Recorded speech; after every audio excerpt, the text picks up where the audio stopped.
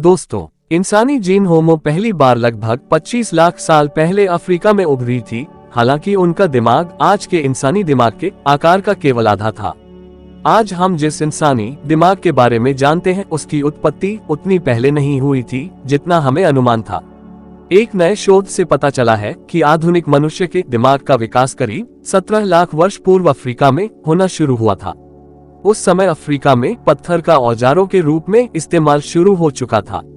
इसके थोड़े समय बाद नई होमो आबादी दक्षिण पूर्व एशिया में फैल गई थी। इसके बारे में जीवाश्म के रूप में मिली खोपड़ी से पता चला है, जिसका हाल ही में टोमोग्राफी विश्लेषण किया गया है। आज हम जिन इंसानों को जानते हैं वो अपने निकटतम रिश्तेदार महान वन मनुष्यों से काफी अलग हैं। आज हम जमीन पर रहते हैं, दो पैरों पर चलते हैं, साथ ही हमारे पास एक बड़ा और विकसित दिमाग भी है।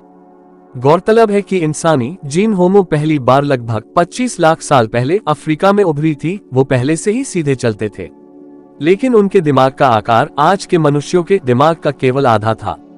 अफ्रीका में इन शुरुआती होमो आबादी में आदिम वानर जैसा दिमाग था, जो काफी हद तक उनके विलुप्त हो चुके पूर्वजों ऑस्ट्रेलोपाइथेशियन से काफी मिलता जुलता था। ऐसे में बड़ा सवाल ये था कि आधुनिक मनुष्य का दिमाग कब और कहां विकसित हुआ था। लेकिन हाल ही में यूनिवर्सिटी ऑफ ज्यूरिख के शोधकर्ताओं के नेतृत्व में एक अंतर्राष्ट्रीय टीम ने इस पहेली का उत्तर ढूंढ लिया है। उनके अनुसार आज आधुनिक मानव के मस्तिष्क को जो संरचनाएं हैं वो आज से 15 से 17 लाख वर्ष पूर्व अफ्रीकी होमो आबादी में उभरी थी। ये जानकारी शोधकर्ताओं द्वारा 10 से 20 लाख वर्ष पूर्व के अफ्रीका और एशिया में रहने वाले होमो के खोपड़ी के जीवाश्मों की जांच में सामने आई है, जिसका शोधकर्ताओं ने टोमोग्राफी विश्लेषण किया है।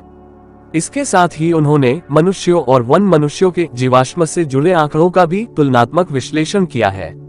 विश्लेषण से पता चला है कि उनका दिमाग आकार के साथ साथ कई अन्य तरह से भी वन मनुष्यों से अलग है। विशेष तौर पर दिमाग की बनावट और वो किस जगह होता है वो उनसे काफी अलग है। उनके दिमाग के ललाटखंड में काफी अंतर था। यह क्षेत्र योजना बनाने, विचार और उनकी क्रियान्वयन के जटिल पैटर्न और उनकी बोली के लिए भी जिम्मेवार होता है।